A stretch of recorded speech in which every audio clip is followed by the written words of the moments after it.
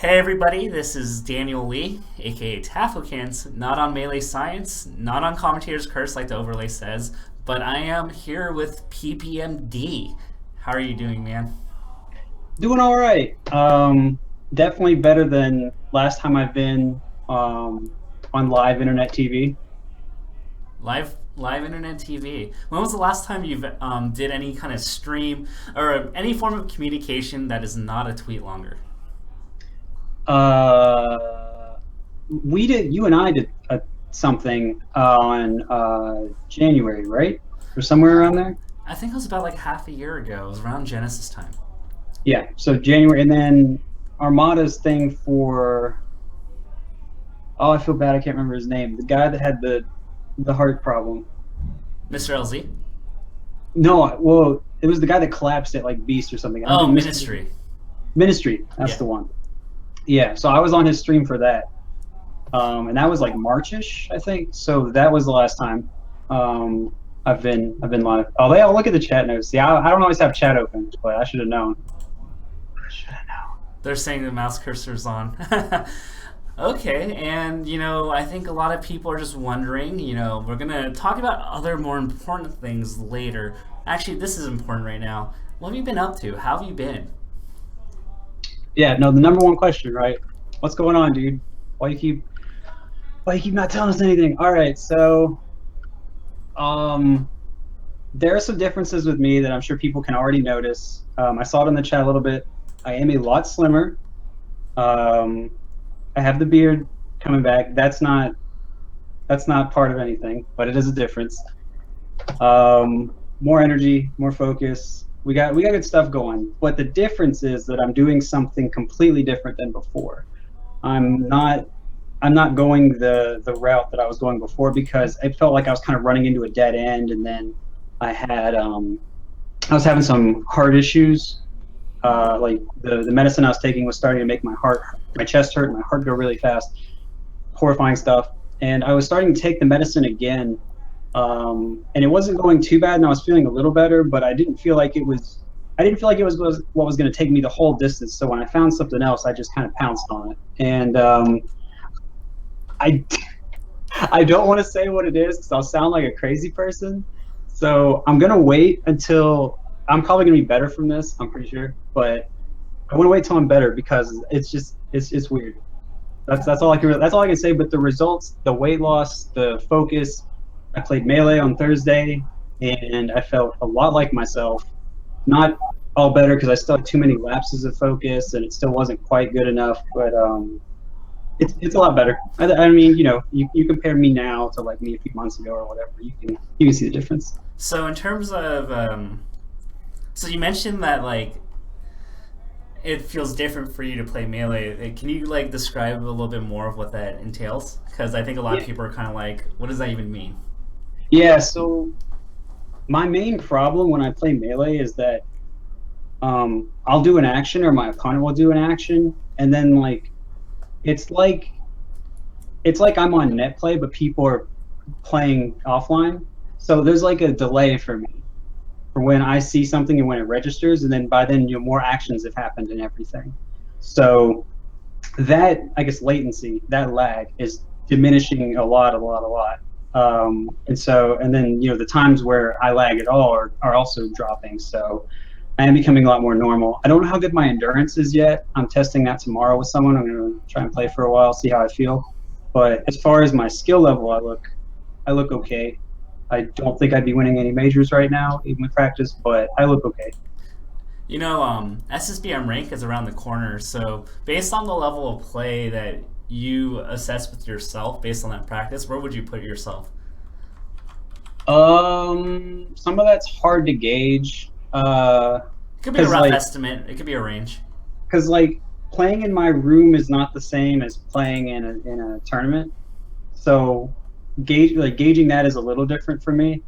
And again, I don't know how my endurance would do, so that's why I'm testing it to kind of get an idea of something like that. But in terms of just like when I'm like an average skill level, I would say probably I would say at least top 15 Mm. right now. Okay. Maybe top 10. A lot would depend on endurance, but as like the lag goes down and everything, as the fog clears and everything, that number is only, I'm only going to feel better about that number basically. So you leave Apex 2015, which probably was like one of your last really good showings in terms of like where you are in terms of like your potential, and Yeah. you're Wait, here. can I say one thing about that? Go ahead. I don't want to cut you off, but like this has been a thing for me for longer than I'd like to admit, where um, I actually don't think I played that great at Apex. I think I can do way more than what I did there. Like for example, well, there's just so much stuff that I could have been doing there that I didn't do. Especially, I mean, when people saw my Falco there, it was especially poor. But even with Marth, but so so like for me, I haven't had a tournament in a super long time where I've done what I've wanted to do, and I feel super duper excited that I'm getting closer to the point where I can do that again. Right. So I mean, like, I mean more in the sense of like you could play your Apex 2015 was like the last time where we saw like that. I think you played like good enough that you could win a major. In fact, you won. Whereas Sure. like every tournament after, it just felt like yeah, Apex 2015 was probably like 80% of 80 to 85% maybe a PPMD, but like every tournament after felt like a 50 to 70%.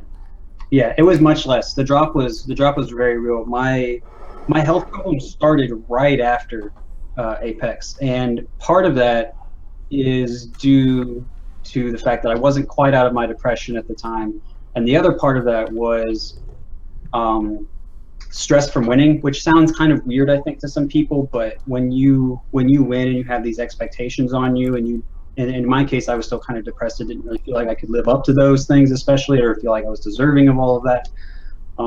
That made me just not take care of myself as well, which I think led to a lot of the problems that I have and done. It's taken me forever to figure out, but yeah. So I think that's why my play just continuously dropped off until Battle of the Gods.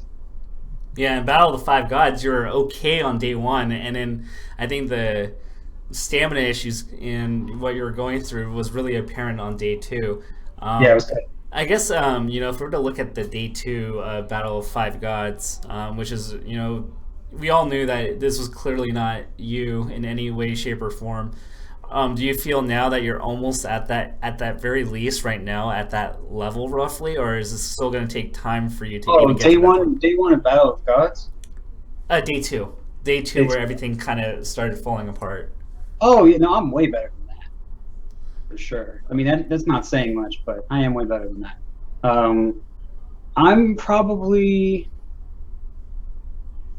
Mm, I feel like I'm definitely better than I was at Genesis 3, and yeah, I'm pretty sure I'm better now than I was at Evo 2015. But that's like maybe a little more debatable for me. Mm. But I'm definitely not Apex 2015 level yet. That much is true. But when I'm all better, I'm gonna be past that. It's gonna be sick. That's really awesome, and it's interesting to say that on one hand you're saying, well, like I'm probably like yourself top 10 to top 15, which I think is roughly where I would put you if I were to siege you in a tournament, and I was reasonably confident that you could get through the tournament. I would probably put you probably around 10 or 11, to be honest. So I think Sure. we align here. Now the funny thing is, it's been 2 years, yet if we were to ask ourselves in 2015 in January, 2.5 years ago, if we asked you, like, if you completely stopped, didn't really get to play that much for 2.5 years, would you have envisioned yourself to still like be like a top 15 player? Yes. And why do you think that's the case? Because we imagine like if we gave people 1,500, about like almost 1,000 days to catch up to you, right? They still haven't. So why is that the case? Um, Part of that I think is people. It's mostly like I spent so much time on the learning process itself as well as the stuff I was learning. So some people, when they put a lot of effort in, and like some people put in more hours a day than I did, um, and they would get more consistent at certain things. But a lot of the effort I put in, I made sure to put it into stuff that would kind of maximize my growth, and I kind of figured out these sorts of things from various sources, like people that understood human performance really well, or other high-level athletes in other disciplines, or psychology and research from there, or my own experience, or things that people wrote on Smash boards years ago, and then stuff with analysis, which I feel pretty good about my ability to do, and my work with Cactus. There's basically, I think my foundation is just really, really good, and I think since I have a little, I have a little bit of an advantage being gone in that people aren't seeing the stuff I'm doing and then developing their own countermeasures to it, which would speed up the metagame, I'm sure. But so maybe it would be, if like there was a way for me to be there and not there at the same time, maybe I wouldn't be if I wasn't playing that long. But I don't know. If I wasn't playing and I wasn't analyzing and wasn't thinking about the game, then yeah, I think people would be better than me. But the whole time I really just stayed immersed in the game, which I think has kind of helped me at least stay current with what's going on. So what are you like mentally? Because on one hand, like you're not like in physical sports, you like weight train and you do all your stuff like to maintain your athleticism and all that fun stuff. I think melee mechanics are kind of like that and just kind of getting your reps in. But the older players get a lot smarter in how they deal with things, and that's how they deal with their aging bodies and all that fun stuff. And they add new tools to their repertoire. So, like, what are like the little things you're adding to your game, like just from like observing and just from theory crafting? Most of it isn't stuff that I'm adding now, if that makes sense. It's stuff that I see, and I'm like, I don't have an answer to this, or I don't know all the various other ways that situation could have gone. Let me write that down. So I have this very long notepad file of things that I need to look at, various situations that I see happen in top level matches that I'm not really sure about, or things that should have happened, and I see them like, why didn't it play out that way? Why didn't this person punish as hard as they could, or something like that? And so I need to figure that out, and that'll put me a step ahead of whatever's going on, for example. So like I don't have anything immediate, but it would be things like a lot of it's SDI, because SDI's got that's probably the thing that's changed the most since I've been gone, and it's really hard for me to imagine all the various ways SDI can impact something until I've like played around with it with another person and say, okay, you SDI like this at this percent at this stage position, and then we're going to change it a little bit. And I just need to run through a lot of that. So I guess like when you're watching, how Laughing criticizes like other players verbally on Twitter? Do you find yourself having a lot of similar thoughts, and you're like scratching your head of like, why is this top 15 player not doing X? Yeah, I mean, sometimes if I get really frustrated, I just like tab over another stream. I'm like, that's unfortunate. I just don't want to watch it, because I like watching very clean, very good melee. Even when good players are like, even like like super top 5 and it's grand finals, but everyone's choking, I'm still like, I don't even want to watch this. It's tough. I like seeing really good melee more than anything else, where people are playing their best and they're executing their game plans to their best. That's what I care the most about. So sometimes it's just a lack of situational awareness, where they haven't practiced the right stuff, and sometimes it's nerves. But yeah, like, and then I've noticed that the more I become myself, the more I spend time during tournaments yelling at my computer like a crazy person, saying, "Oh, why would you do that?" Oh yeah. I guess. It's a funny story. The Immortals coach have given me free reign to make fun of Dewan as a motivational tool for him. I feel like Dewan would respond well to that. Yeah, he responds a lot to people thinking he sucks. And so we found a perfect balance for Dewan. So do you feel like you're Goku in the little healing tank, being like, oh, like you can sense what's going on, you're just like, put me in, coach? That's right. And see, the thing about Goku is he got beaten so bad he was like nearly dead, right? That wasn't the case with me. There were some days where it was hard to get out of bed because I was just so tired. That's not really the same thing. But the power boost he got at the end was just super high. And I feel like it's going to kind of be like that with me, where it's just been so many years, like not even like before Apex even, where I felt like I'd had a tournament where I played well. And so I feel like I'm going to get like just this crazy boost where I put human performance and physical knowledge and emotional knowledge and competitive mindset knowledge and new ways to see the game. And we're just going to put everything together, and I think it's going to be super sick. I think we're all excited for that journey. We're all rooting for you, man. Thank you. I mean, Westfalls is not one of the first people I would have expected to shout me out or anything. But when he tweeted that it was time for me to be back the other day, I was like, oh man,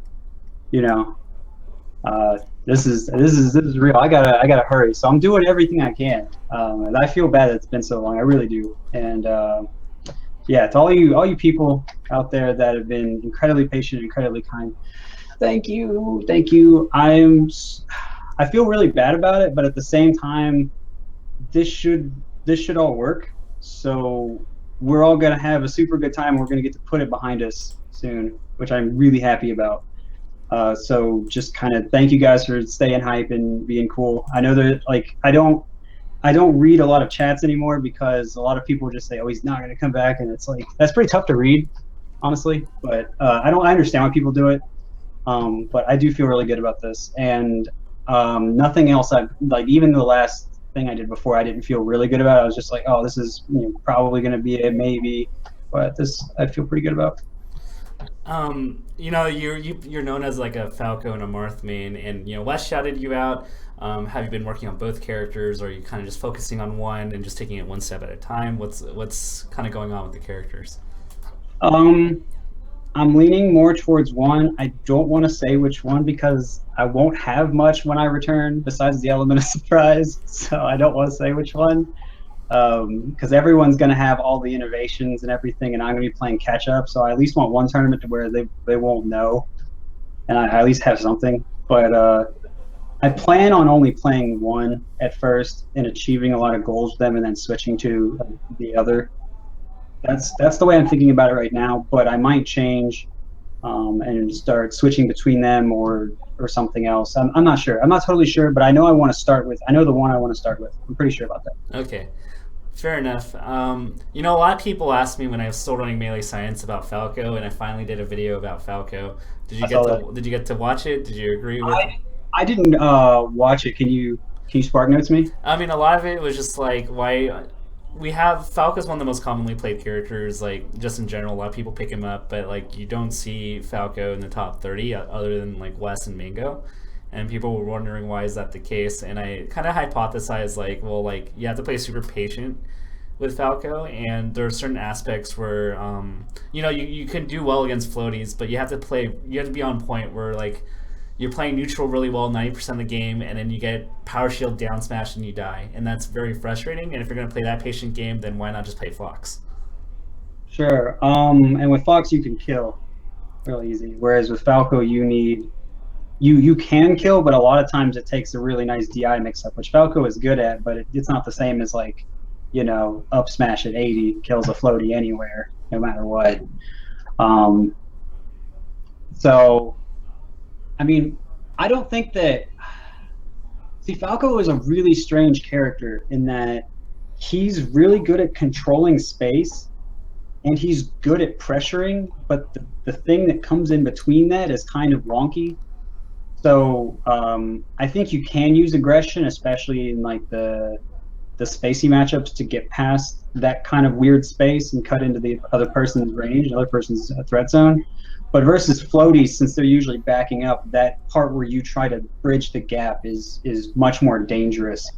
Their moves, they're going to be spacing as hard as they can and things like that. So to me, I think that Falco, he always requires a laser being out. So in that sense, he is slower because Fox doesn't require that. He can just move.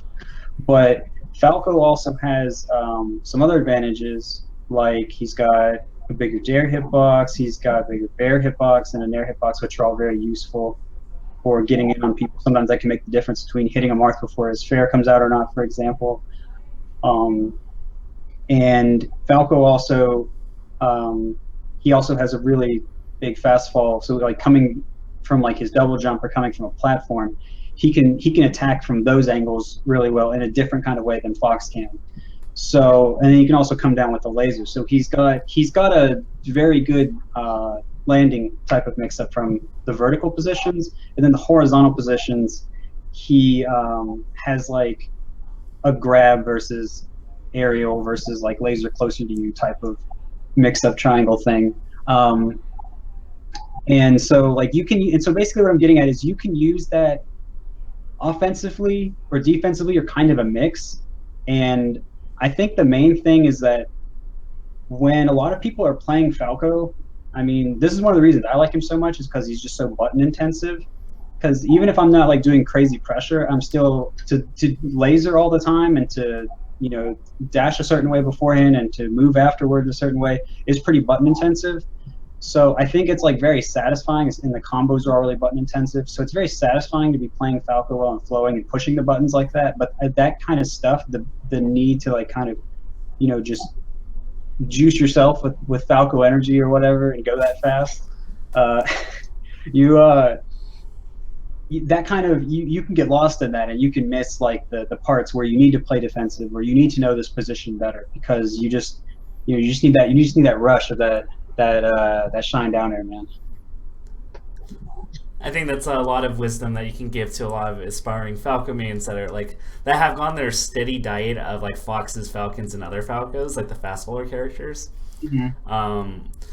I guess, you know, if you were to give some fatherly advice to Mango and West Balls' Falco, what would you tell them? I barely see Mango's Falco anymore, so it's like kind of hard for me to tell.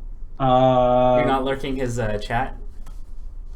No, like I said, I don't lurk chats. I lurk streams occasionally, but I don't lurk chats. Because, like I said, I'm not trying to watch myself get hated on sometimes. But no, I mean, it's also weird because when Mango is like, because like net play is kind of hard to tell because you have to guess a lot of stuff in advance, and then when he's playing Alex and Joey, a lot of times he's just so in his element, he knows exactly what they're going to do. It can be a little hard to tell what he needs to work on, because like they all play very differently from like anyone else in the world, so that can be a little jarring. But I would say for Mango, what is probably the best thing? I think sometimes he gets blown up by crouch canceling, and he hates that. But like, you know, Falco has pretty good tools of dealing with, like he can space different things. You know, he can grab more, which I know Mango hates doing. But yes, he has some different stuff. I think Mango's biggest problem, honestly, when I watch him, is he just misses basic tech a lot, and then he just gets destroyed for it. So like, honestly, if I were to tell Mango anything, it would be to practice, which, you know, is a tall order. Good luck, coach. But yeah, that's probably like, because he knows a lot of what to do. Normally, I would have said before, like there were floaty things he needed to work on, but he knows that well enough because I've seen him play Armada Falco Peach, and he's done that really well before. So I don't, maybe like he needs to learn it versus Puff, but like, you know, he knows it so well with Fox. I don't think it's that important. And then West Balls,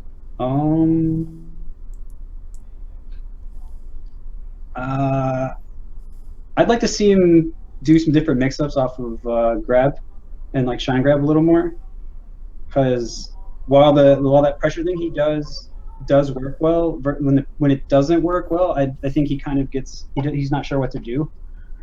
So that would be one thing that would help. And then, like I said, working on the follow-ups off of grab, because like you don't get true follow-ups off of grab unless you trick them, or you get like a good juggle position and then like up tilt back air them. And I don't know how much of that West has solved. And then let's see. Basically, I'd like to see West transition from defense to offense more, because he kind of like has modes where he's going in a lot, or he's like back air up tilting, and there's not always a lot of in between. Like sometimes there is, but a lot of times people can kind of tell. And so when he gets himself into like a super defense mode or super offense mode, people can usually kind of pick up on it. And then like if he's coming in, they're just like, oh, we're just gonna wave dash back and get him. Or if he's, you know, doing back here, like, oh, he's probably gonna up tilt, so we're just gonna space. So I mean, it's like very basic But I would just say, just like kind of transition between your modes a little more, or like develop the positions a little more. However you want to look at it, I guess. I was so rooting for like Westpulse to finally be Mewtwo King. It was the saddest set I've ever seen. But there are a lot of people in the chat that are asking a lot about some other Falcos that are rising up. King Momo and I'll say one thing. I am so glad King Momo did well, because I would have looked like a noob if he did not. But thank you, King Momo, for not making you look like a noob. So during Armada's stream, he was like, "So, what do you see, like a Falco that's rising up and doing well and everything?" And I was like, and King Momo had beaten Cobalt like the weekend before or a few days before or something, and I was like, "Yeah, that King Momo guy looks like he's getting pretty good. He looks like he's understanding different things about the game. It's kind of hard to tell because I only saw him versus Fox, but he looks good." And everyone was like, "Oh, lol, you didn't talk about Squid, lol." And I was like, "Oh my god." And then it was even worse, because I was like, Squid, he was like stagnant or whatever. And then Squid won a tournament with a bunch of good people there the next week, and I was like, God dang it. So that looked like it. So I was like, I looked like such a noob. But then Momo got a lot better, so I've been vindicated. So yeah. Good job, Momo. Thank you, dude. He saved you. He did that for you. Thank you, Bo. Yeah, he did. He tweeted at me. He gave me a little smile. He did it for Father Nanny. Have you seen the Shizwas play lately on his stream at all? No, I have not. But I mean, he's always been pretty fundamentally sound. Like in terms of Falco, like he knows his Falco game plan pretty well. So like whenever I see him play in tournament, it looks like in like locals, it looks pretty sound. So I don't have any reason to think it would be any different on his stream. Falco's still number 2 in your book for the tier list? I mean, if you want to base it on results right now, no. But whatever your definition of a tier list is. Yeah, so like I'm willing to put Falco at 2 if he has different good answers to SDI and he has different good answers with reasonable risk reward to Marth and Sheik camping, like edge camping. I don't think puff edge camping is a problem for Falco, but we'll see. We'll see about that. I'm very interested in trying to get camped and figure out what to do. But, yeah. I imagine you probably thought about it for at least an hour. Yeah, well, I mean, I thought about it like a long time ago. But there was a puff around here from Virginia named Mahone. I think he lives. I think works at Smash GG now. But he was like, when he was coming up and he was getting like fairly good results, he was pretty good. He would come down to where I lived and we would play a lot, and like I would get him on the edge, and like he would have to spend a lot of time trying to get back on the stage because I was just so insistent on edge guarding him and just not letting him come back. So I played the positions a good bit, so I already kind of have worked through it some, and so I'm pretty interested in it. But that's been years, so I kind of need to just play versus it again and like kind of theorize a little bit and like maybe test a couple of things beforehand and then just see what it feels like. But no, I don't think Puff's edge camping is like amazing versus Falco. I think you can kill him. I think you can die from it. But I don't think I think Falco can fight it. But Marth and Sheik, there are some things I need to test because when I play versus M2K or when I watch other people play versus M2K, a lot of stuff doesn't get explored, and so I don't know. I don't know how that would all work. If I was Fox, I could run off and shine them, and it wouldn't be as complicated. But with your Falco, he's got his like slow little bird run. It's a lot harder.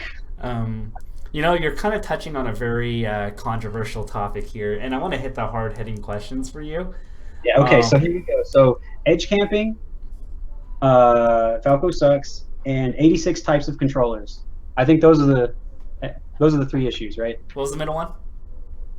Falco sucks. Oh yeah. Okay. Which one do you want to tackle first? Well, we can talk about the edge camping because you were just about to go into that. But I just wanted to say that those are the 3 things I was ready for it just to be chaos, and I was gonna have to answer them. You have the reads no matter what, Kevin. I guess so, man.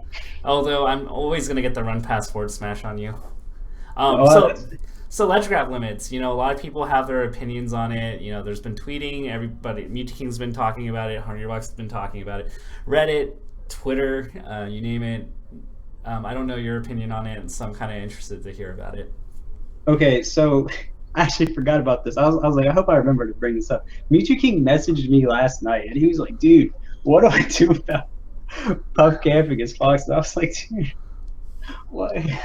Because like, even though I played that Puff I was talking about before, Mahone a lot, and I played Fox and I messed with that, I didn't like extensively mess with it. I was just like, I wonder if I can get this. Like, I wonder if I can get like 2 or 3 shines and kill him. And so I would like get it sometimes, not get it sometimes. Didn't fully know like different options. So I wasn't as prepared to help, but it was like, I could watch his set and see there were blatantly things that he could have done better. And so it wasn't like a waste of time. But I don't have that as fully understood like I do with Marth and Falco. But yeah, we talked about it for a little while. So I mean, I guess he's gonna try some different stuff when he plays HBox. We'll see.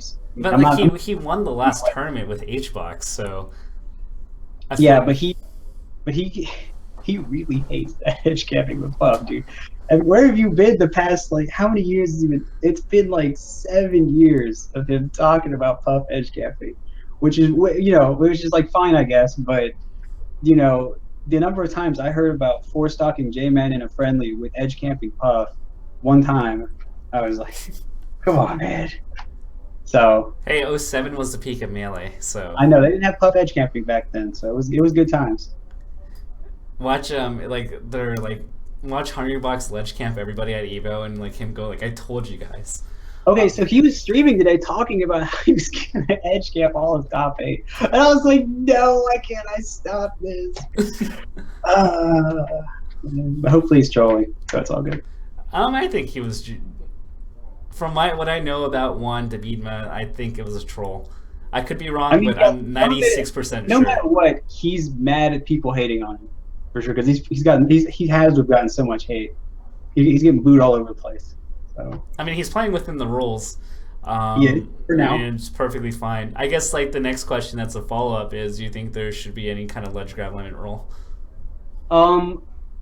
So I want the positions to get fleshed out in more matchups first. I think if edge camping starts being an over centralized strategy, where like, so for example, let's say I test Marth Falco with Marth edge camping the Falco, and let's say I determine that like Falco has, especially at like most percents, Falco has a 20% chance of dislodging Marth, not killing him even, but dislodging him.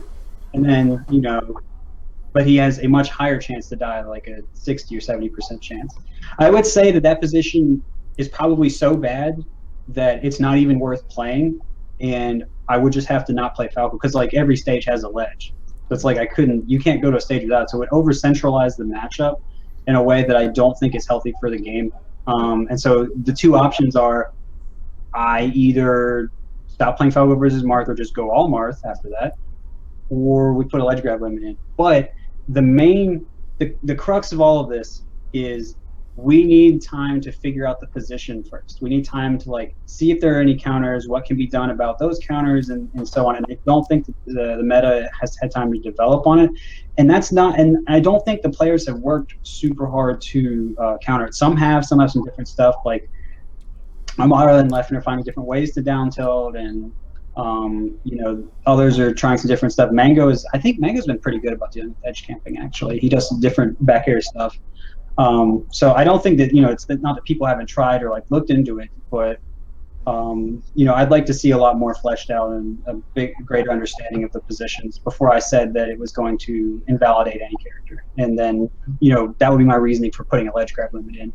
Oh, I guess the other reason would be it ruins the spectator experience, which is something that, like, as a player, I'm kind of iffy about using in an argument, but if we don't have spectators, then we don't have any reason to care enough to camp.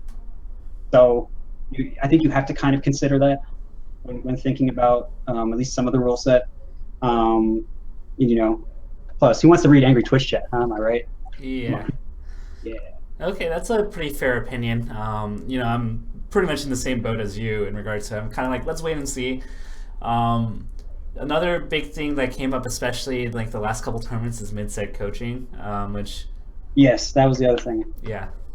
Oh my god. Mid-set coaching, I have been against it the entire time. I am still against it. I am upset it's making a comeback. But you know, and let's get this out of the way right now. No matter what other sport does it, we are not that other sport. We are Melee. We decide for ourselves. Um, So what are but like? no, Let's explain your. Let's get around your headspace around that. Like philosoph. It's because it's going to fundamentally come down to like a philosophical argument of like what you value, right? So what do you value that leads you to that? that's right. And I value. So like the point of coaches in like, and again, I am invoking another esports, so this, what I just said couldn't validate what I'm about to say. But in other like team-based esports, it's like coaches for CS:GO or whatever, and they'll coach between matches or rounds or whatever. Um, every player knows their position, but they might not necessarily have a holistic understanding, and that would be what the coach can kind of pick up the slack for each individual player. But in Melee, it's 1v1, so there's no reason not to know everything about everything that's happening, and like if you can't figure it out, I think that's on you personally. But that's my way of viewing things. I want people to get better at adapting, not have someone cover like a weak area for someone, like you're getting hit by this over and over. Because when I watch matches and analyze, the main thing that always comes back and hits me over and over is that people generally, they fight and then they lose to, like, at top level it's like 2 to 3 things, and they lose to those things pretty consistently over and over, and then that decides the match or the set or something. And so if a coach comes in and mitigates that, that has just completely changed everything. And I would rather the other person like start figuring that stuff out partway through the match or the set, and not have someone do that for them. But again, the people on the other side would say, well, it makes better Melee. And I think that if you go the it makes better Melee route, I think that you can start justifying other things with it makes better Melee that I also don't agree with, and maybe other people won't as well. I mean, if you could have better melee, why not just TAS everything, right? Sure. I mean, that's where the Arduinos are going, right? We gotta. I saw a thing on Twitter where someone like put macros in their controller already. I'm like, this hasn't even been out a week, has it? I mean, So like, I think everybody's known about it, and it's kind of like this space where, like, I think there's been a pseudo gentleman's agreement of not using it, but I think because, like, everything's out in the open, I think people are just implementing it. I actually have an interesting question. This kind of goes back in the history books. I forget if it's like Apex 2012 or Apex 2013. mhm. Cactar, Leffen, Seabrick were all next to the top players during like the grand finals, losers finals, winners finals of those sets.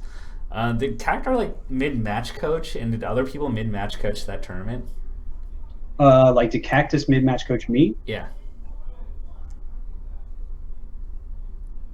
I had Mango on stage with me, and and Mango's coaching is like 2 words max. It's it's like it's like play offense or don't dare, or just like it's something like that every time. And it's like good. It's like good advice, because like it is like, oh, it's a stupid thing I was doing. But yeah, I think Cactus. I know Cactus almost never said anything, and I think Leffen only ever said something. This was Apex 2012, I'm pretty sure. I I think that's think, my 12. yeah, I think Leffen only ever said something to Armada between matches. I don't think he ever said anything during match, if I'm remembering right. I remember like one of those sets. I hate to put Hungrybox on blast, but Oh, like here we go. Seabrick comes in, Seabrick comes on the stage and then like coaches Oh, Hungrybox during the game. We were in the Wild West. Like people who are complaining about like mid-set coaching, like in 2017, it was the Wild West in the Apex years. yeah, like any homie in the crowd could just be running up and doing it. Multiple homies, you could have the squad, right? It could be, like a whole team effort before there were teams. Let's go. I don't want to put HBox on blast. Everybody was doing it. Like I got mid-match coached by 3 people. Eisengo Bay had 3 mid-match coaches against me in our set, and there was Oh, no did they regulation on it. fly from Brazil to Yeah, do he that? had 3 people telling him my habits as the match was going on. I respect that. I mean, that's like, I don't know how much money that is to fly from Brazil to here, but they paid a lot to do that. They earned that, all right. They earned it, but it's scary, man. No, that's terrible. That's terrible. So you alluded to Arduinos. There's like a bunch of modding going on. There's the dashbacks, the 1.0s, the wave dash, the Firefox angles. I want to just kind of hear what your thoughts are on everything. Yeah, However you want to take that question or that subject, just go ahead and just start talking. people that don't even play the game ask me what do I think about Arduinos at this point. I get asked by so many people, which is, it's a valid question. It's just surprising. So I like Practical Task's solution the best. I'll say that outright. Just instead of mod the controllers, mod Melee. Obviously not a feasible solution, but if, in an ideal world where I was Melee Dictator, I would mod Melee to like get rid of the dash bag problem and get the full dash fix, and maybe one or two, maybe like make shield drops not be stupid. That would be about it, I think. But yeah, the issue with Arduino is like I agree with those type of things being fixed, I guess, but the stuff like, I would think in theory, like certain angles are feasible to hit at least somewhat often. So like, I don't like anything that takes away from practice. So it's kind of like my position on coaching, where I just want people to be able to, get as much out of their practice as they can, do their work. And like, I recognize that, if you use the stick a certain way, then it can change the controller stick box and everything, and that can mess with stuff. I don't really know I don't know if there's a way to like account for that, like, or if it shifts during a match, how you can account for that or anything. So I'm not going to say that it's like foolproof, but I think if we worked in the context of modding Melee, that would not be an issue at all. But in terms of Arduinos and how easy it is to cheat using them, I would rather not have them than have them. But even more than all of that, if we are going to let them legal, we're saying at the same time that we should let boxes be legal. And that discussion just kind of stopped happening as soon as the Arduino thing happened, or like, sometime before, because we just got tired of fighting about it. And like, we need to kind of tackle all this together. Because what I notice happens a lot now in terms of community decisions is we only talk about it seriously in terms of banning or changing rule set when something high profile happens. So like someone wins a controller and they openly admit they have Arduino mods, and then no one checked for anything, and like maybe there were some suspicious plays, and it's like it's too late then, right? You don't want that. You want to catch this stuff early. And I think that what I really liked about Smashboards is we could have those discussions. We could come to a consensus before there were problems a lot of the time, whereas now like Twitter and streams and and Reddit and Twitch chats, and as much as I love all that stuff and it's great for getting our stuff out there, it's not great for discussion. But I don't think that's news to anyone. Yeah, I think the big issue. Oh, go ahead.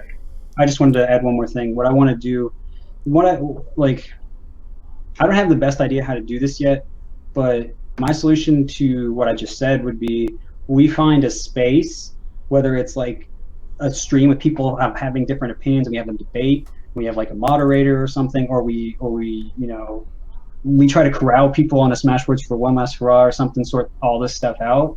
Whatever it is we need to do. Solutions like that, I think, are things I think we should be talking about, because these are very important decisions we need to look over as a community. And I do have some other thoughts about all this stuff, but I'm also going to do YouTube videos on it where I'll have my thoughts organized. So that's the basic idea. Yeah, I think the big issue that I have, like kind of the big dilemma I'm thinking about, is like enforcement, because there's that Pichu guy, and like how do you know unless it's too late? I forgot to mention that. That was one of the things that I was not gonna, or I forgot to mention that I was just referencing. Enforcement. So I was thinking that before top 8's minimum, but ideally before top 64, we have a way to check all the controllers, test them for macros and things like that. Now, obviously, I'm sure people can find ways to get around it, but at least it'd make it a lot harder, would discourage some of it. And maybe that would work for the top level for the most part. But then that excludes the vast majority of players that are not ever going to be in top 64, top 8 of any tournament. And, they're playing locals, they're doing their thing. And, the tweet I talked about earlier, where someone had already used macros in the controller, was from a local. And I think it might actually be a bigger problem there.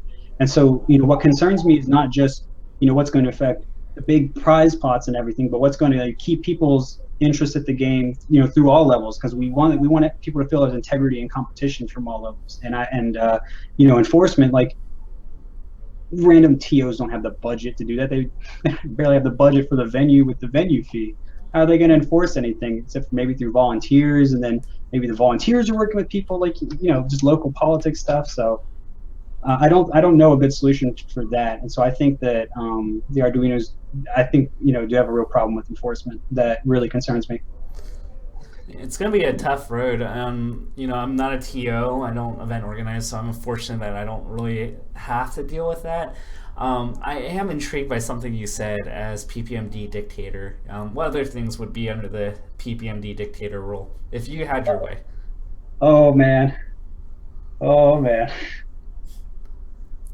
All right, well, number one, we'd all go back to Smashboards for sure. We would break the site. There'd be so many people going back. It'd be great. We'd have we ban mid-set coaching for sure.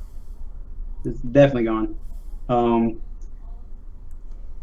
We would not make a decision about edge grab limits until we've at least tested with like high tiers and ices versus like the relevant campers. And we would do something about wobbling. I don't want to say what because I don't want another civil war. I'm not going to tell you one way or another what I think about that yet. That's reserved for a video. I'm sure I've said enough stuff that's like probably already controversial already. I don't need that. But something would be done. A final decision would be made about that. Whether it's gone or whether it's here to stay forever. The decision would be made. Well, go ahead. And I was just going to say, yeah, that's all I can think of off the top of my head. Yeah.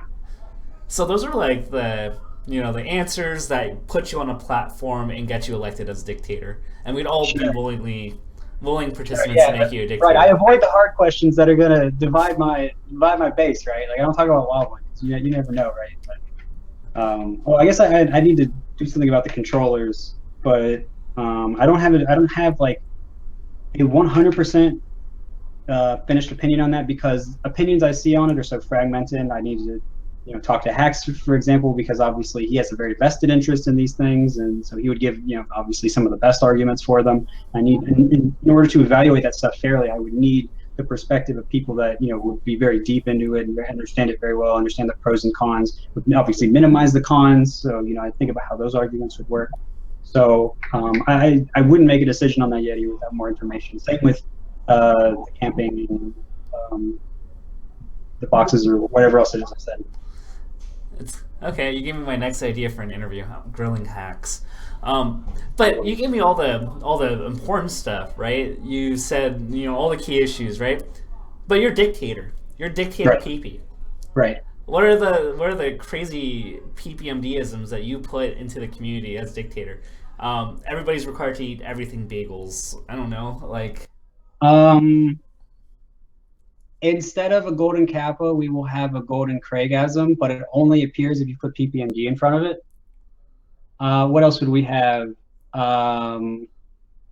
Any tournament I win would be retroactively named Apex because I think it would be funny. Not for their hype videos or anything. They could still they can advertise it like the new Big House is still Big House, but people also know it as like Apex, which I think would be really funny. Let me think. What else? Anytime someone sees an opinion they don't like, they have to go, Let me think. Let me find out more about that instead of, oh, you suck, and turn on the caps button. So I don't know. Those are the three right off the bat, I guess. Would there be a fourth one if you want to complain on Twitter? There's like a 2-hour delay before you can confirm it. Yeah, you go. Give them time to cool off. There you go. Like there's a Twitter slow mode, right? Bagels everywhere. Yeah, no, we get. I know that like a lot of this is Twitch general, but like if I was Melee Dictator, I have so much power that obviously I'd be able to get, a general bagel emote on Twitch, no problem. Just pull those strings, and I'm not sure what else yet. In the official food of Melee could be bagel. Why not? That's fine too. We don't. And let's see. I'm trying to.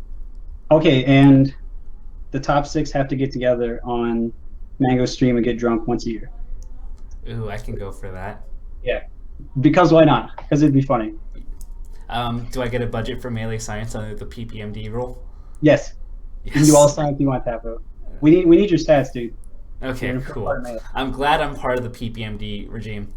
Yeah, of Okay. course. I got the people. I'm gonna be the sickest dictator. Everyone's gonna love me. It'll be great. Who's the vice That's what president? that every dictator ever, right? But I'm different.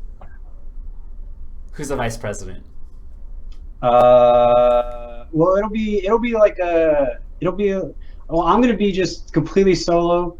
Maybe I'll have like a right hand man that I pick later. Maybe he rises up out of the new scuffle for power that occurs when I take the throne or whatever.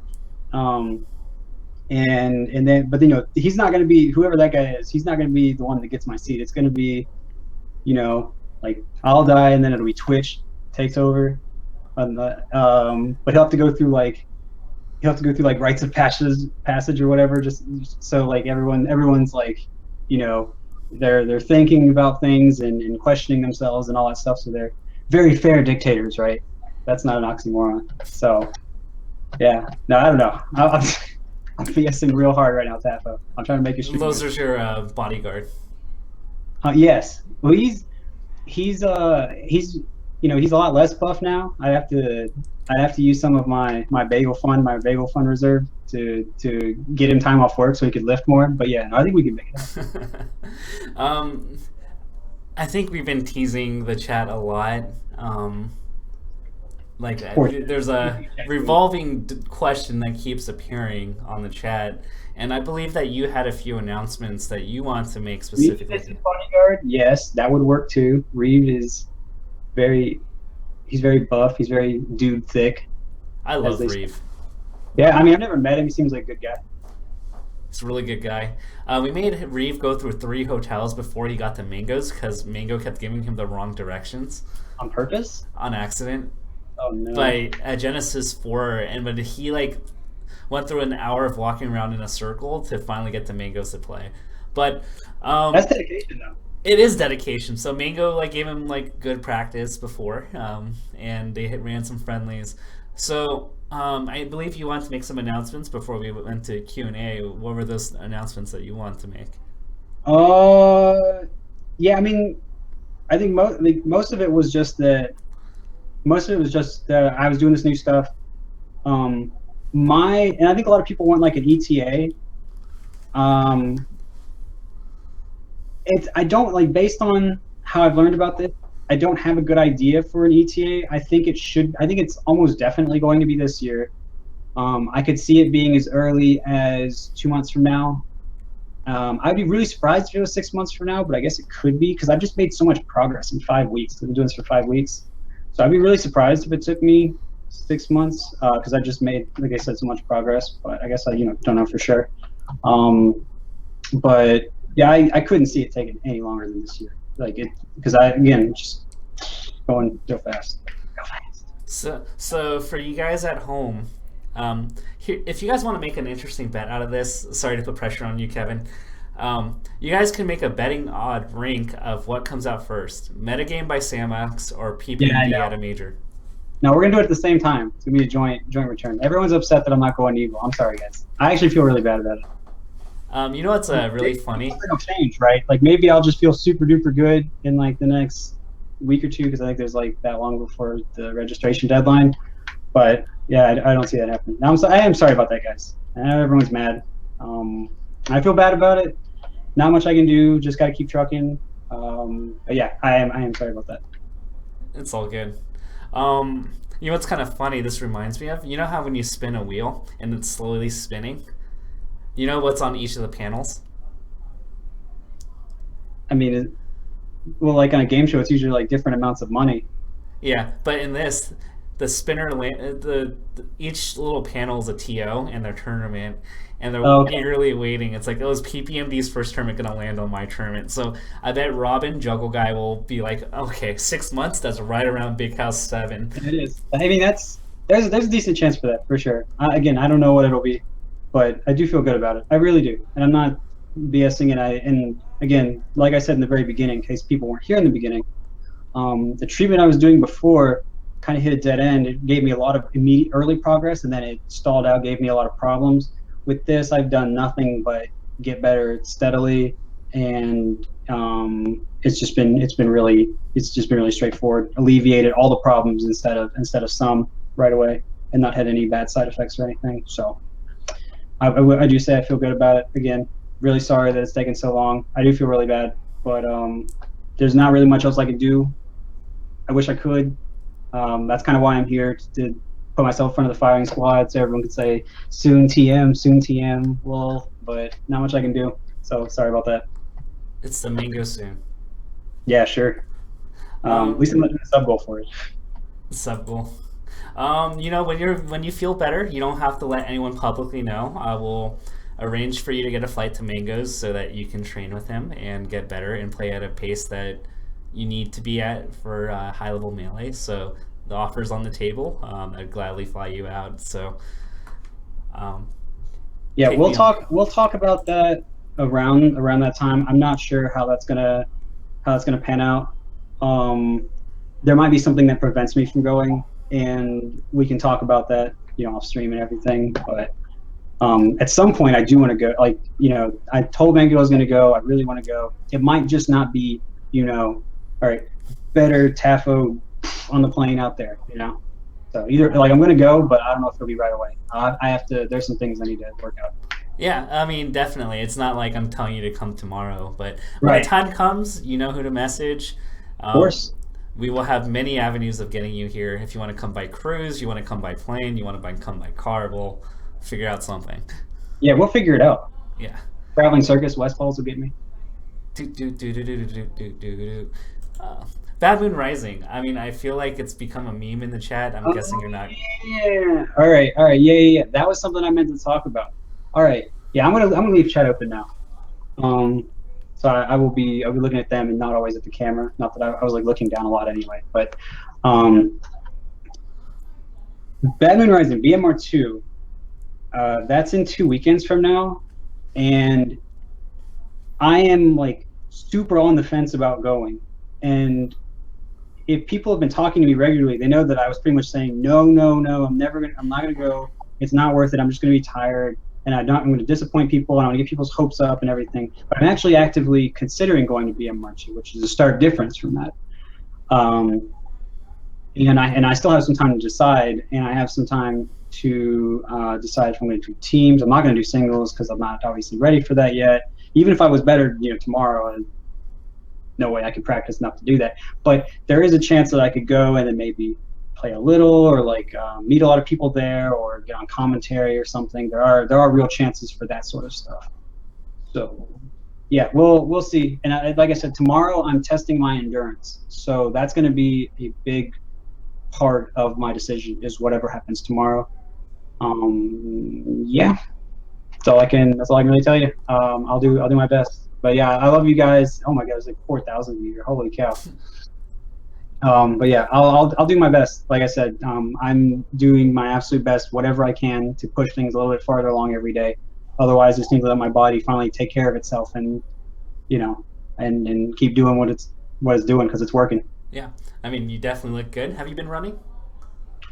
No, because I want to. I really want to, but I still have this inflammation, this pain in my legs that kind of prevents me from doing it. Oh. Yeah, no, it's terrible, and it's not like something I've ever really dealt with before, but it's been with me this whole time, and it was one of the first signs, 2.5 years ago, that I was having a problem in the first place.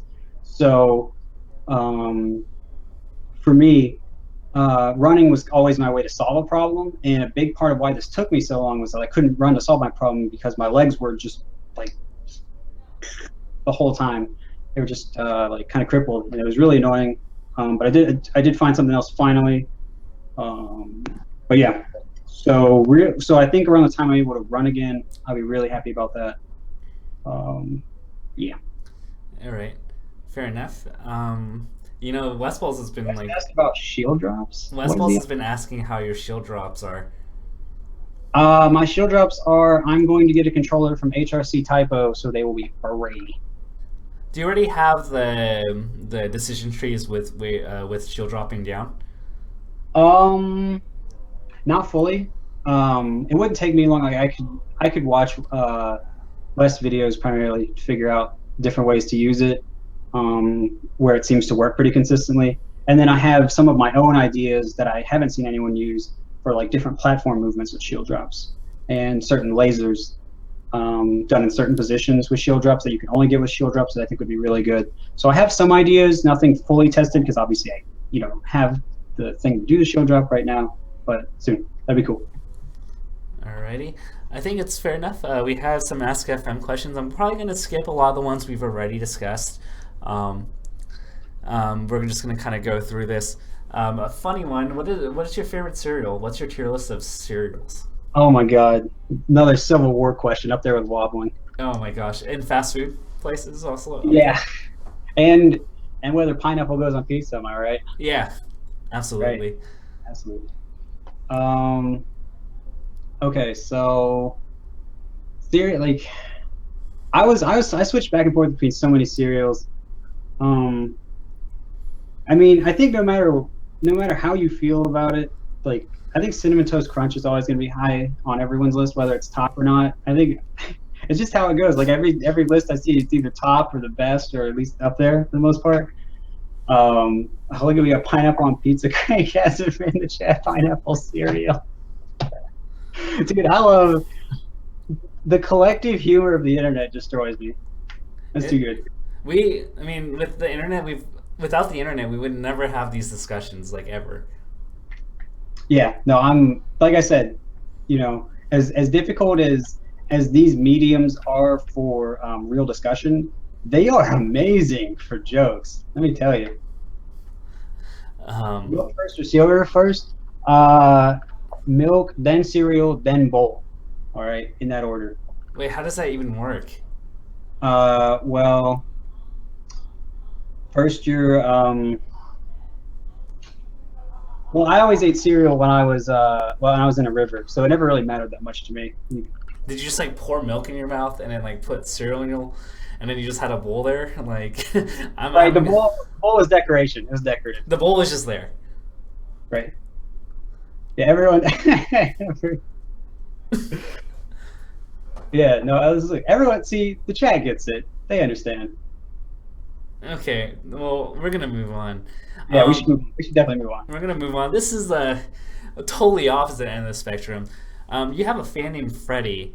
He looks up to you and says that he's had like some health issues, and it may also make him quit Melee entirely. And how did you cope with yourself to take a break from Melee until you had to get in all the same time you had to get your health problem solved? Like, how did you deal with that? Because apparently Freddy feels very lost.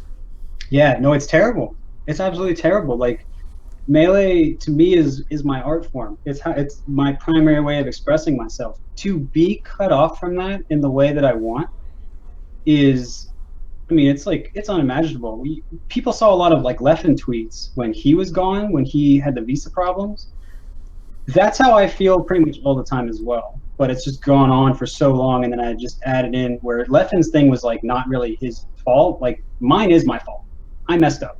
So like, I not only have to live with the fact that it's all my fault and I don't get to do what I want to do, but then there are also people that like, are rightfully, I think, upset with me about it. And this is not to say that like, my thing was worse than Leffen's or Freddy's or anything. It's just to say that I understand where he's coming from, basically.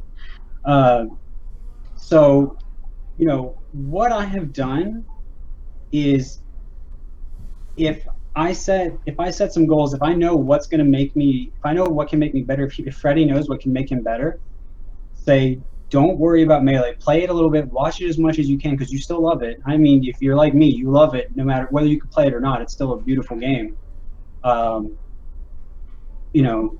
what you can with Melee. Cut yourself a break, and if you have the focus, expand to other hobbies. That stuff can lead you back into improvement in Melee. And I would say, more than anything, set little goals for yourself every day, which is kind of like what I recommend to people with depression, is set little goals for yourself every day. And as long as you meet those, as long as you see yourself getting one step closer to getting better, you can check and you can say, okay, this is a little bit better. For me, it's like, okay, I look like I've lost a little bit more weight. I have a little more focus, and I'm testing it in this way. and I'm seeing a little bit more in a match, or I'm having a discussion and like I'm not getting tired after talking for 20 minutes, this time 30 minutes. You know, things like that, like or you know, you're working on something like you're reading, right? You've read, okay, I read 10 pages and I can retain what I read. Now maybe I can do 20. So there's different stuff, right? Like there's different things you can do. It doesn't have to be melee related.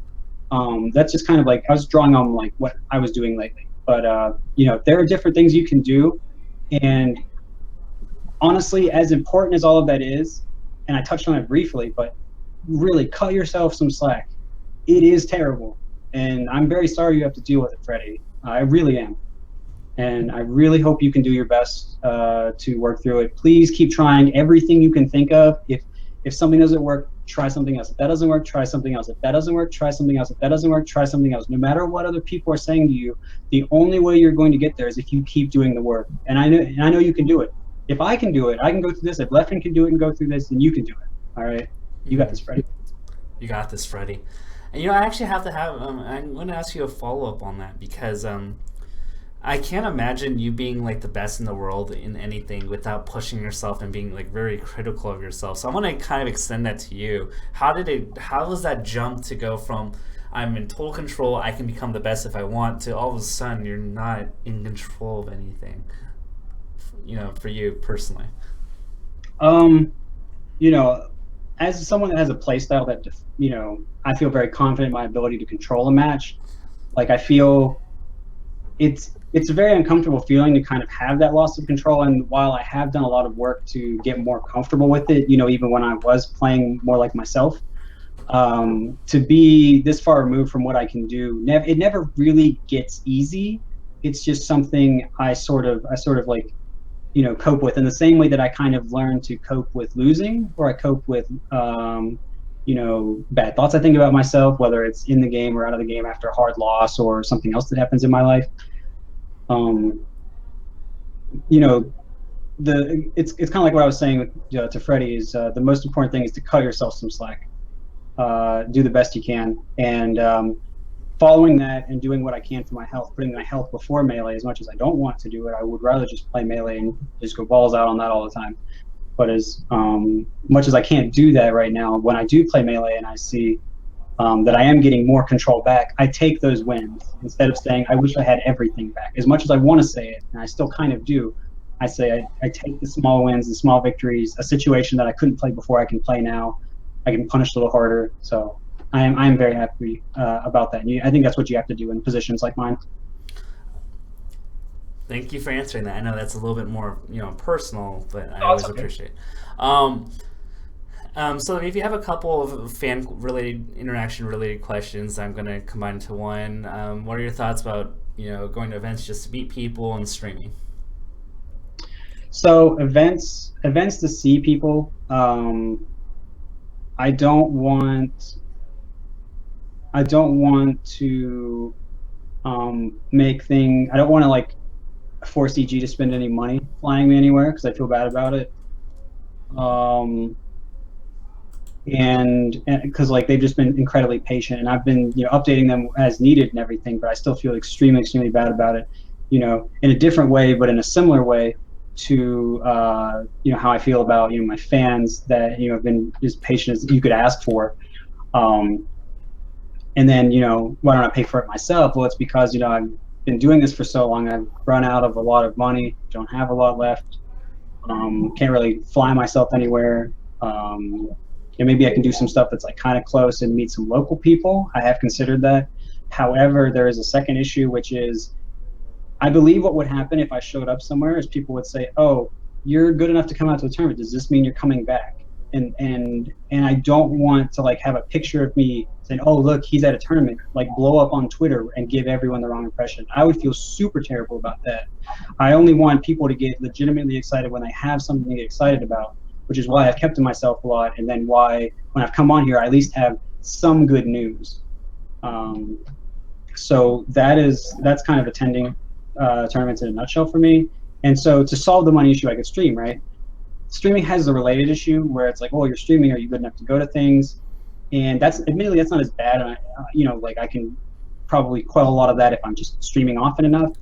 But that there's a separate problem where I don't show this side of myself so much, just because I guess it's just not the face of myself I like to show as much. But I take my work and improvement and everything extremely seriously. I only like putting out a product if I think it's good enough, which is why I'm so rigorous in like my practice and my theory crafting, and I'm not going to decide on something until I really have the information, and I only want to take an idea at a tournament when I feel like I've really tested it out. In the same way, I don't want to put out content unless I know it's my best content, especially if I'm streaming and people are paying me.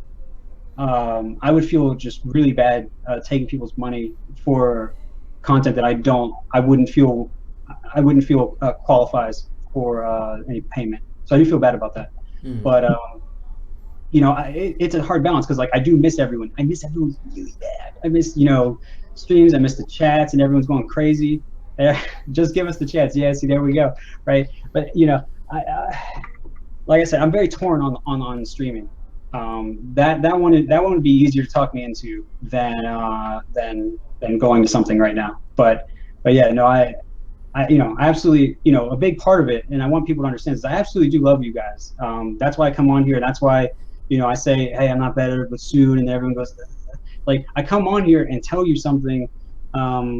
You're not always hoping for, the greatest reaction ever, but to at least let you know, because I care about you all, just so much, and I want you to know, and I want you to be informed, because there is a lot of misinformation out there, I see. And yeah, I mean, I'm just extremely grateful for esports. I try to say this every time I get a public appearance, where there's so many people playing Melee right now. There are so many people playing, and I think, like I'd look at our subreddit and how many new threads there are, and how many subs the Reddit has, and how many people are in chats, and how many people enter tournaments. People care about the game so much. Local players care so much more than they ever did, and people all around. There's more players all around the world. I think it's absolutely amazing. So, yeah. So like, without and like people say, without the people, we're nothing. And I really try to take that to heart and really thank you guys, because, without you, I wouldn't have nearly as much to come back to. The love that I can give you guys and you guys can give to me is a big part of why I play the game now and what I want to do, what I want to give. So, like I said, I am very sorry that I haven't been able to get back to this quickly, but I do want you guys to know that I really appreciate all you. You're absolutely beautiful. Whether you're mad at me or not, I think you're wonderful. I'm very glad you're part of the community. So thank you. Awesome. So I'm like just kind of scrolling through. There are like 4 to 5 questions that pertain to like neutral game. I know that's really broad. I don't know how to concise this question, but maybe it's like, and a lot of them revolve on the theme of you didn't have many people around you, you have a good neutral game, and you seem to improve. Like, how do you do that is how I'm digesting it for you. Yeah. So improvement without other players around. Oh man, I wanted to write up something about that like a few years ago, but that's when a lot of problems started. Yeah, this is really important. That is a really important community resource that I need to develop. That needs to be a high priority for when I get better, because there are a lot of people that only have net player. Maybe they have bad internet, or maybe they're just like in a desolate state or another area where there's not many people, but they really care. And what I would say to those people, and I know this can't cover everything. I can't cover all the nuance right now, unfortunately. I would say, dude, they're using. I'm sorry, but they're using the Jebaited meme, but with Craigasms. So like that's very impressive to me. I think that's like my meme transcends other big memes. I'm pretty cool with that. I just thought that was funny. But yeah, so like I talked about on our Armada stream, getting better is like a triangle of improvement. You have friendlies, analysis, and practice, and they all kind of feed into each other. And if you don't really have the friendlies, you only have friendlies like once a month, once every 2 months or something, once every 6 months, whenever, then you instead of doing anything with friendlies, or maybe like make net play friendlies, the friendlies part, but like maybe make it a smaller part of the triangle. What you do is you instead focus on the practice and the analysis parts.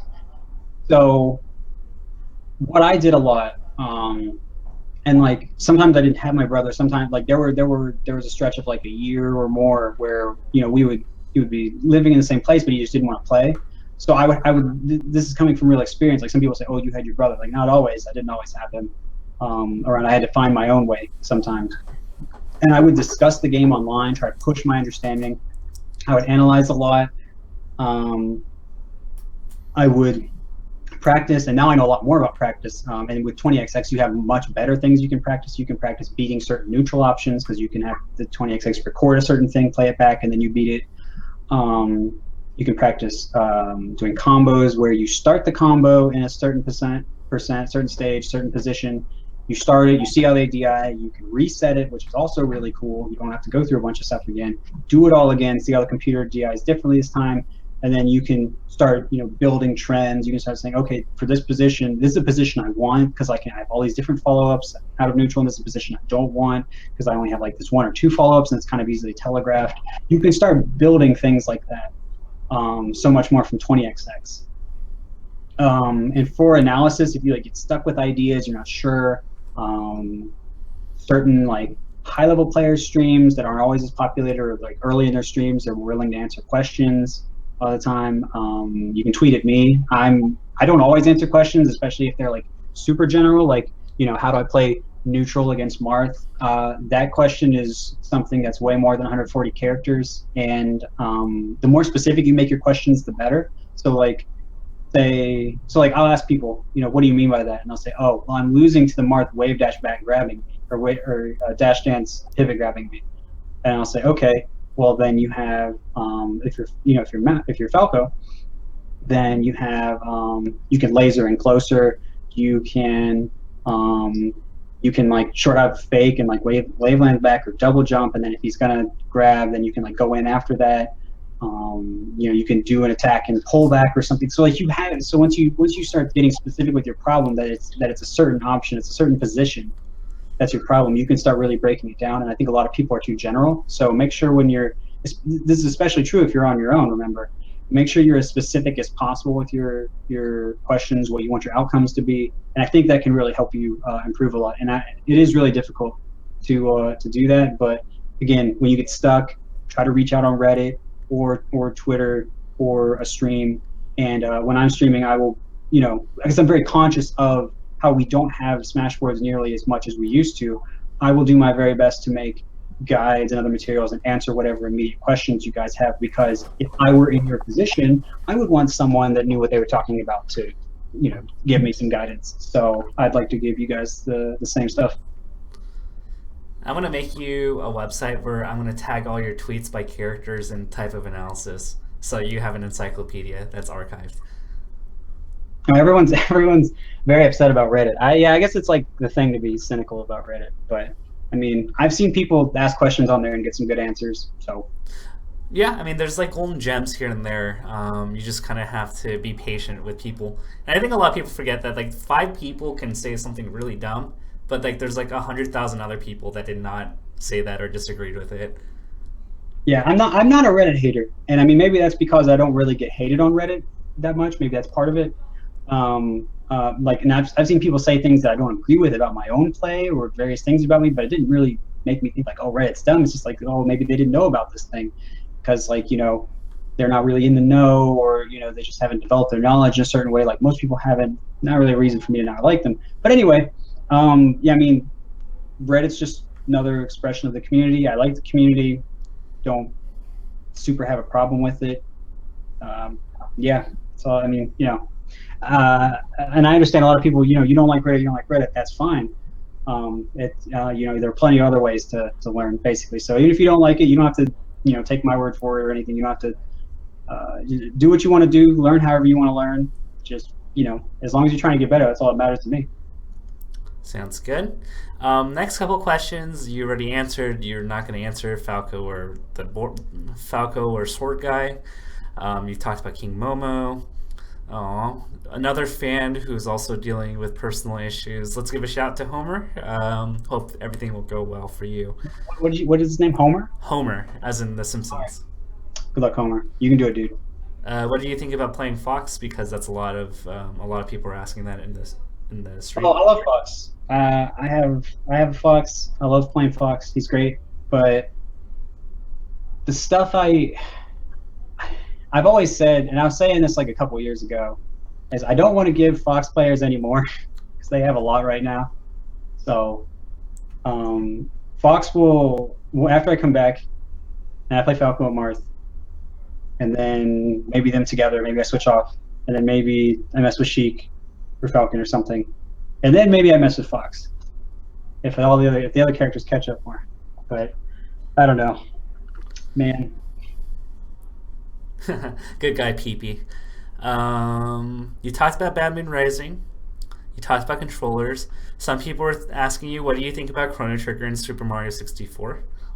I don't know much about Chrono Trigger. Never really played it. Haven't really seen it played much. I know that like everyone says it's an amazing game, so I don't have any reason to think otherwise. But yeah, I'm sure it's very good. I think they said the soundtrack in it's also very good. So it's very solid. Mario 64, awesome game, big part of my childhood. I watched speedruns. I watched like multiple speedrun streams of that game like every day. There was going to be a point probably in 2015 or 2016 where I was going to start messing with speedrunning, and like a lot of people were confused when I didn't get on it. But I really wanted to, but like my health was already starting to get messed up. Like I wasn't playing Melee. I don't know why I'd start speedrunning, but that is something I want to do too. And like it's not just me. Like all the top players have gone into like Punkation stream and Armada tweeted recently about wanting to get into it. Like what do I need to get set up and to do it? So I mean, other players care. It's definitely a really cool speed game. So I'd like to. That's very long. That's down the road for sure. But with seeing the good reception that Chillin's Sunshine stream has, I feel like people would be very happy with me playing Mario 64. Fair enough. And it's a good relaxing thing. Like you don't have to put like a pressure. There's not that pressure on you to like be perfect at the game as like I think Melee has that kind of pressure to you. So what do you think about Mango saying that if you played Falco, then our Falcos would be better? Yeah, that's actually a really interesting question. I think that's like kind of hard to say for me because I don't know what people would pick, what people would want to take and what they would want to take. Like I said, a lot of times I think Falcos, they think in a way that's very different from me. They have different priorities in matches than I do. I'm not sure how much of that would gel, but there's like so many Falco players, right? Like, some of them were like a lot of what I can do can still get through to at least some of them, I think. So, I mean, I think undeniably, people would have more faith in Falco if I was better, which would, if the Falco players had more faith in the character, then they would do better with him. Maybe not like a whole lot, but they would do better. And my play with Falco is like fairly straightforward. Ever since I added a lot of movement stuff, it's like kind of hard to copy exactly what I do. But what I would do is I would break down a lot of like the little things, like little movements I do. Like there's a small teaser. Like if people want to go watch my videos, there's a specific half dash back laser turnaround laser I do. That is very good for giving you position, but can also set up to be an approach. So I would talk a lot about why that worked, how that worked with Falco's other tools, things like that. And I think other Falcos could then take that, apply it their own way, and kind of push the idea further. So I do think that I could raise the level of Falcos. I don't know if I could make every Falco better. Like I don't know like if there are like how many top 100 Falcos would benefit from what I do. I don't know how maybe they learn their own way, don't want to use my stuff, or maybe they all do. Maybe I benefit all of them and I'm completely wrong. I don't know. But I do think that like no matter like even if I think Mango's claim is a little grand, I don't think it's like too far off base. Like there would at least be a lot more Falco information out there that people could take big advantage of. And I think people are, they really do care about taking advantage of stuff like that. So I do feel good about my chances of getting people interested in dissecting situations and thinking about Falco's characteristics, like how big his full op is and like his range and how those types of things work together, and like laser startup, and you get all the tools working together, and what is the character like then? What you can make your own conclusions and things like that. So I think I could raise the level. I don't know if they would be like amazing, hard to say, but I mean, I would agree that they would be better. How much better, and if it would be all of them or just some or a few, couldn't tell you. Who's a player that you want like a piece of when you come back? Like you want to play them. I'm sorry. Who's a new player? Who's a player that you just want to play the moment you get back into game shape? Like let's say you're like 90% of your capacity and you feel very confident in yourself. I mean, more than anything, well, Armada didn't win last weekend, so not as well. No, he won last weekend, but the weekend before, like Smash and Splash or whatever, he didn't win. So I don't want him as much right now, but I still want him the most. I want to get him. I want to get him and his streak. But I think like him, Hungrybox, and like I want to get Hungrybox too because I think that he feels pretty good about the Falco matchup, and I want to get him for that. And then Leffen as well because I really like the way Leffen plays the game. I think long term Leffen is going to be super fun to play against for me. So I'm ready to get started on that back and forth as soon as possible. So it's kind of those three at like the highest, but it's like I like playing Mango and M2K, and the few times I played Plup was really cool. So it's not like I don't like playing the others. It's just those three, and especially Armada, are like on the hit list for sure right now. That's fair enough. That's pretty cool. How about on the flip side of it? Who are the up and coming players you're just like, oh, like they got better? I want to see like how they stack up against me. I want to see what it'd be like to play Cyrox. I think I'm most interested in playing him. Kind of King Momo a little bit. I feel like I want to play Squid too, because I've read a couple things he said on Reddit where he seems like very receptive to like some of my ideas and like studying me and different stuff. People are saying Chu. I played Chu a lot over the years, so I'm not like, and to me Chu's always kind of doing like I know pretty much how he wants to play. Like he's a very smart player, I think. So Chu, I'm not exact. I mean, like I'm interested to see what he's come up with, I guess, and like what he would do against me. But he's not like the highest on my list or anything because like I've played him a lot when he was always really good. So yeah. But I mean, I guess what I'm trying to say is I'm not trying to get Yayas. I'm too scared. That's adorable. What do you think about his success, like in general, as of late? Like he's been number 2 back in the MLG era to kind of like a top 30 player to back in the top 10. Well, let me tell you something. Zenith 2012, you can go look it up. Chu had a last hit set with Mewtwo King, and he beat Hungrybox. And he got third. He's always been capable of being really good. He is a very smart player, and he always has been, but he hasn't always like done the same type of work. So, I think, I've always just like thought, I was always just like, why couldn't Chu just do it again? Because he did it before. He did it when everyone was getting a lot better. So it seemed like he could still hang. Why wouldn't he be able to do it, now? And he can.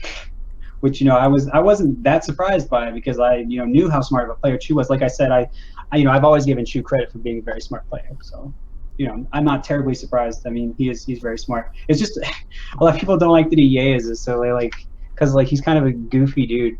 So it that can get lost sometimes. But no, I do think he's a smart player for sure. Speaking of players, who do you think will be the first non-top 6 player to beat Armada? Non-top 6 to beat Armada.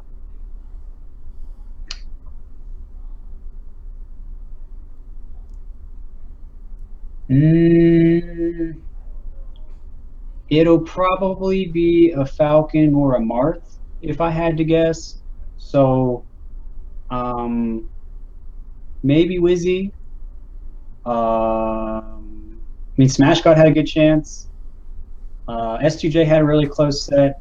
I don't know if that would happen again, but I mean, he did it before, so there's no reason to think that like it couldn't happen again if circumstances worked out. Shroom. But yeah, Shroom didn't he have a pretty? Was it Game 5? It was Game 5. Game 5. Yeah, and Shroom was playing Marth, right? All Marth. No, he went all Sheik. Went all Sheik. Oh yeah. And then Armada switched to Fox. Yeah, I remember that now.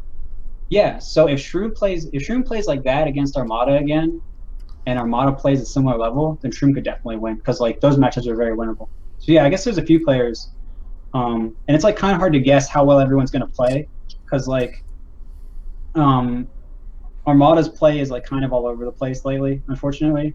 Like he's obviously really, really good. So he's like, you know, the #1 dude, but his play is still kind of all over the place, and that, you know, that can mean like whoever he meets that's like good against Peach or Fox or both kind of early on, you know, could take the upset, kind of like what we saw with Smash God at like Evo. Like no one would have predicted that. So like it's kind of I feel like, you know, I don't want to get like Smash God blindsided by another player and like by guessing, you know. So yeah. I just kind of like say I don't know who it would be. Let's see. There's a lot of like kind of really broad matchup questions, so I'm probably gonna skip over them. I guess when you're playing matches. Hold on, everyone's saying I think Armada's washed. No, you're not #1 winning everything if you're washed. That doesn't make any sense.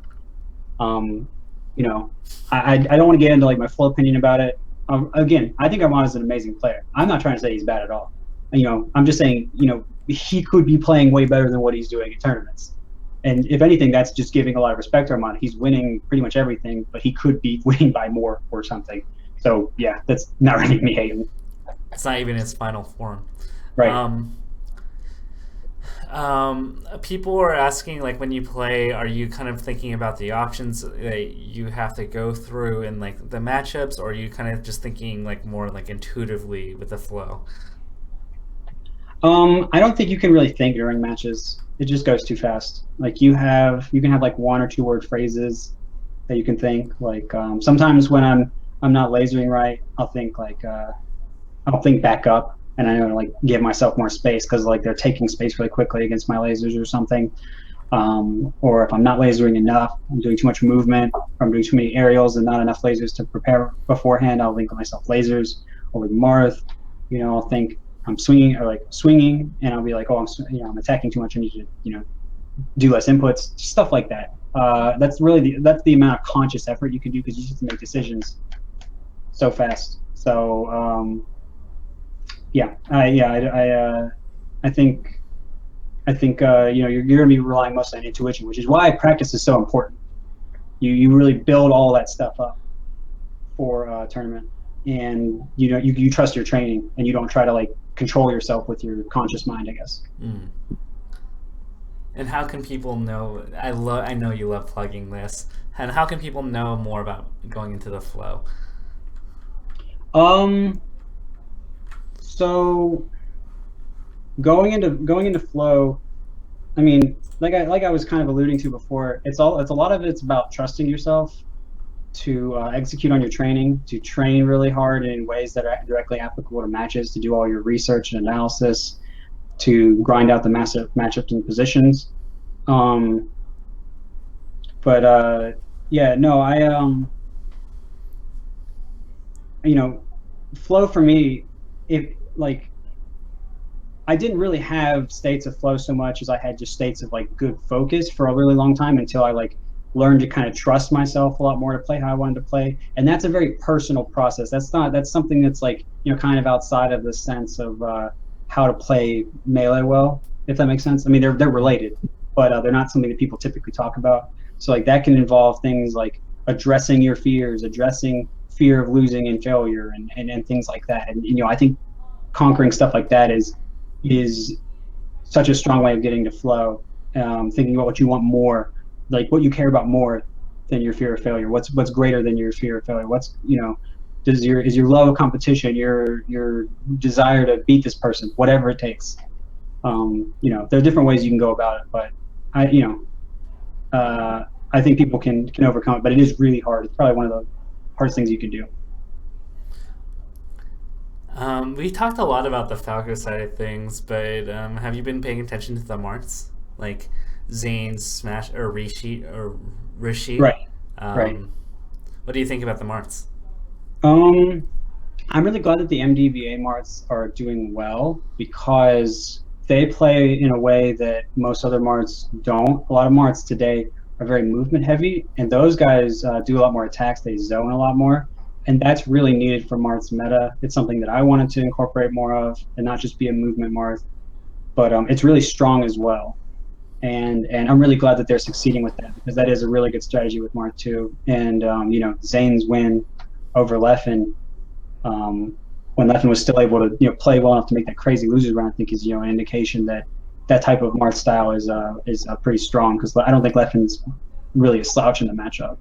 So yeah, I mean, shout outs to those guys and what they're bringing to the game. What do you think? PPU. What's up? I was saying, what's up to Hugs? Oh, I love Hugs. We've been going on for a little bit of time to answer Hugs' questions. What do you think PP and Moon can do better? We talked about the Falcos, but it seems like PP and Moon, like they've been teetering between, like they could be top 10 to like maybe they're top 20. Like they're kind of going back and forth. And you play Marth, so I want to hear your insight. About what? About what's going on with those two players? Like, what can they be doing better as Marths to rise up? I think in Moon's case, I feel like he had a pretty strong start to the year, and like he seemed like he was improving pretty well. I think his play like he's not doing a lot of the stuff that was making him successful before. I feel like his timing is just a little off. It's just little things like he's not fully competitively immersed, I guess, like he was in the beginning of the year. So I mean, the only thing I would say about Moon is that he just kind of needs to, I guess, unblock whatever's going on there and mentally and get back in there because he looks like he's smart enough to figure it out on his own without me trying to tell him anything. Pew Pew. I feel like he's been doing about the same for a while. I'm not sure how much he comes up with some new innovations. I'm not sure how much of those are really long lasting, like how much reward, how much bang he gets for them. So I guess I would say, man, for Pew Pew, there are a few different things, but I need to kind of see it. So like Pew Pew has some inefficiencies that kind of hurt him, and Moon almost tries to play too efficient sometimes. So it's kind of interesting to talk about these two because they kind of play in a way I think kind of like opposite to each other. So I feel like it'd almost be better for me to just say, let the two of them talk because they could probably help each other a lot more than I could off the top of my head right now. Like if I watched videos, I'm sure I could give better insight, but I don't want to say anything incorrect. Yeah. I kind of agree with you. I think the main thing I noticed with PPU is that he tries to force skirmishes and abuse people's lack of frame knowledge in getting his openings. Whereas I feel like the Moon, he plays stage and tries to wait things out for them to do a bad play, and then he'll try to punish it. So I think we have similar thoughts. Valid strategies. For sure, it's not their overarching strategies that I would have an issue with. It would just be understanding a position or a tool of Marths or something like that, or just maybe it's just something mental and it has outside the game and has nothing to do with their understanding. Like I said in Moon's case, so I think that that's not something that I fully know about right now. Like I said. I have a question from my partner in crime, the Crimson Blur.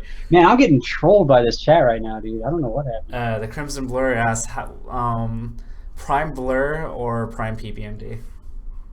Prime Blur. Okay. You can't compete with... Have you seen Prime Blur in action? There's nothing you can do. Nothing you can do. The Red Marth? One time Prime Blur, I was watching that hype chess final that happened like several months ago. And Blur came into the chat and he was like, this is the only move you can do. This is the best move. And I was like, dude, oh my god, I'm Blur. Even in chess, he always knows. It's crazy. So yeah, I mean, What a guy. There's nothing you can do. There's no escape. You're like incredibly knowledgeable and talented at the game. Now, I've asked you this before, but if coaching were actually lucrative, I'm not talking about the mid-set coaching, but like being like a coach analyst, who would you want to pair up with, or whose coach would you want to be? Whose coach would I be? Like not like mid-set. You're just talking like who would I analyze videos for and everything? Like you're told your job for the year is to make this player the best he can be.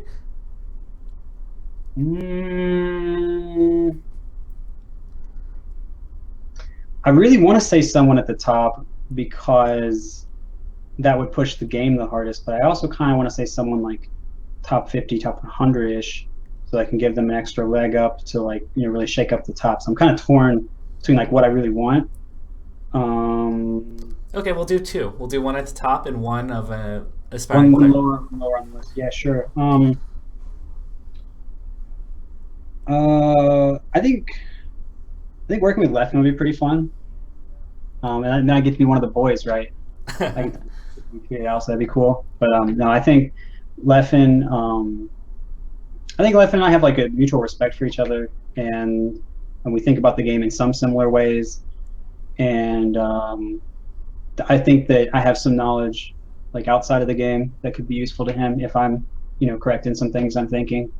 And I'd really like to see Leffen succeed because I think he can do some really good stuff for the game, which, like I said, long term I am very interested in playing Leffen, so that's like kind of related. Someone like whose rank would be lower. So we were saying Plup. I don't even know if Plup would want my coaching, but these people are trolling me so hard, man. I'm getting wrecked out here. But anyway, lower on the list. I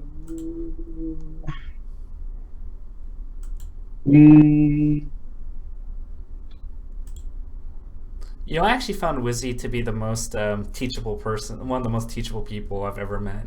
Wizzy messages me sometimes, and he'll ask me for. It's not usually like strategy. It's usually for out of game stuff, tournament preparation, outside the game stuff. But he's been very receptive to pretty much anything I've talked to him about. So yeah, he's definitely someone good for that. He could help Falcon break into the top 5, 6, whatever. Him or None or S2J or someone could do that. So that would be pretty cool. Someone else like Cyrox seems to have a lot of drive. Seems to put in the work.